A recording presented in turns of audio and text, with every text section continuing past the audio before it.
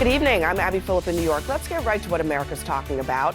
An unprecedented move in Donald Trump's war against colleges. Homeland Security throwing the weight of the federal government on Harvard, denying all international students from attending the university and telling the current foreign students to immediately transfer or get deported. Now, that's about a quarter of the student population at Harvard. The administration has accused the Ivy League school of fostering violence, fomenting anti-Semitism, and even coordinating with the Chinese Communist Party. Trump has demanded control over what Harvard can teach, who they can hire, and the administration is demanding disciplinary records of international students, or they will lose their federal funding. Kristi Noem says that they're making an example of Harvard. This should be a warning to every other university to get your act together. Get your act together, because we are coming to make sure that these programs, that you are facilitating an environment where students can learn, where they're safe, and that they're not discriminated against based on their race or their religion. There's no question, Montel, that this will have a devastating impact on Harvard if it is carried out. About 27% of the entire university population, large portion of the graduate schools. And, they're already challenging the administration on the money part of it. But this is also about the money, because those students pay full freight. What's so crazy is that we educate foreign students not just because we're giving them an education. We're trying to teach them about American values, which include things like freedom of speech and also the rule of law. How dare we say we're going to kick you out just because, in this particular case, it started because of that young lady from Tufts University who wrote that op-ed piece that criticized Israel, didn't go after Israel, didn't threaten Israel. I have to say, she didn't even, in the op-ed was about the university's response to protests. It wasn't even so much about the bigger issues. It was unbelievable. I really enjoyed the op-ed piece. So my perspective is, okay, if we're going to kick them out and say we're not going to educate you here, who's going to educate them? We want China to do it for us? Let's keep doing this. Or we're going to ask Harvard, you know what, go ahead and put a campus, Harvard, London, and let the money flow there. When you said 27%, we're talking about 40-something hundred students. Think about the impact on Boston. Think about the impact on the best and brightest minds from the world who come here to teach us and learn things about research and learn things about breakthroughs. That's not going to happen anymore. When we talk about trade surpluses, this is a place where the United States has a huge trade surplus. We export so much education. People are paying us from all over the world for the one thing that we have that they don't have, our American universities. Right. But for the Trump administration, they're going to do this regardless. Harvard is saying in a statement, the government's actions are unlawful. This retaliatory action threatens serious harm to Harvard's community, our country, and undermines Harvard's academic and research mission. The Trump administration, want to have a governing hand in a private institution. And there's really no precedent for that. I don't know a lot of people who are shedding a tear for Harvard tonight. They made their bed. They allowed anti-Semitism to run rampant on their campus. And it dates back to before the op-ed. It dates back to that viral moment where Congresswoman Elise Stefanik called out Harvard, and the president couldn't answer a simple question and ended up losing her job over it. And this has been going on the campus for a very long time. Harvard, in fact, put out a study. They had a task force to study this that came out last month. And in the study, which CNN reported on, it said that Jewish students felt a need to hide their identity and reported being bullied and excluded on campus. They have every right to feel safe on campus when they're getting that education. I totally agree. Doesn't that undermine, though, the argument that they're not doing anything about it? They put out their own study. It took them that long to do. Well, what happened in Gaza was October 7th, 2023. It is May 22nd, 2025. This is a new Harvard president looking back at what an old Harvard administration did. I mean, if you're right, like this document is based off of Harvard's own investigation of itself. Right. So how do you go before a judge and say they're not doing anything about it when they've already put out the plan? Well, not just that, Abby. It's like, let's be real. I don't think this is even about anti-Semitism. This is about the fact that this feels very personal, that they're doing all these things at Harvard. I'm like, did Barron Trump not get in? Like what happened, right? And it's about what it says about how they want to control other universities. We already know how this administration feels about DEI. What if they go into use a historically black college and say, we don't like that you're teaching that. We want to take it over. And if you don't do what we say, It's about the precedent that is set. Because I promise you, if another president that wasn't this guy did this, everybody would be outraged. And I will agree with you, a lot of people aren't going to shed a tear for Harvard. And that's probably part of the reason they're picking on them. We live in a country that has a huge class divide. People look at Harvard and they consider it elite. It's easy to dislike Harvard because of what they stand for. So a lot of the American people are looking at this and say, why should we care about this university that just has these elitists and just has these people that look down on us? And especially in a climate where we are being increasingly anti-intellectual, where we have a government that is often belittling higher education. It's about the dangerous precedent that this sets overall in case they run against another university whose policies or principles they don't like. Like their coordination with the Chinese Communist Party, which 3 days ago, the House Select Committee on the CCP sent a letter to Harvard, 14-page letter with 57 citations about their pattern of coordination. That should trouble every single American. And I understand why you would say that, but let me just tell you this, Pete, is that and especially about this particular issue, I mean, a lot of us went to universities. I went to Michigan State. The first time I was ever called the N-word was at Michigan State. All right, there are other groups that are on campuses nationwide. I know a lot of black students can certainly identify with this. And we didn't see this energy. And I'm not saying that this energy shouldn't be there, because absolutely Jewish students deserve to be safe. They deserve to be protected, for sure. But why are you picking this?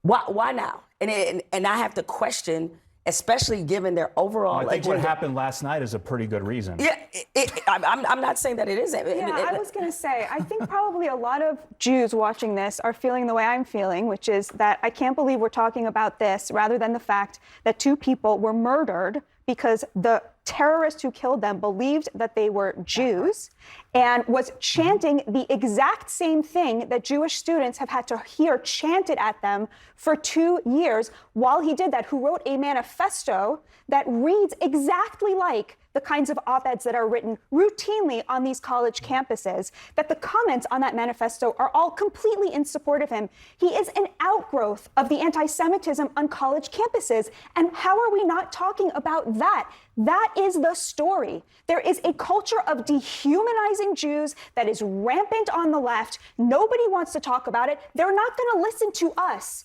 We need people on the left to say this is unacceptable. And when it comes to is there somebody saying it's acceptable? Did I miss something? I just don't understand why this is not the topic that we are talking about right now. I'll answer that, because we're not debating the depravity of what happened last night. That's why we're not. That is not an excuse to deprive American Jews of hearing you talk about it, Abby. What I'm saying now is that what happened last night was evil and terrible. And that's not a topic of political debate. It's not a topic of left or right, or you're on this side or you're on that side. It's just wrong. It's just bad. And I'm not going to set a table for there to be another side on that issue. That's why we're not debating it. But I do think that it's completely fair to bring up anti-Semitism in the context of this discussion, because that's what the administration says that the moves against universities are about, in part. But I also think, there are protests, and then there is anti-Semitism. And I do think it's fair to say that those two things do not have to be and should not be the same thing. But here's something we could actually debate. The fact that the terrorist who murdered those 2 people chanted not just Free Palestine, but the exact same way you hear it on college campuses, Free Palestine, that is a college campus chant.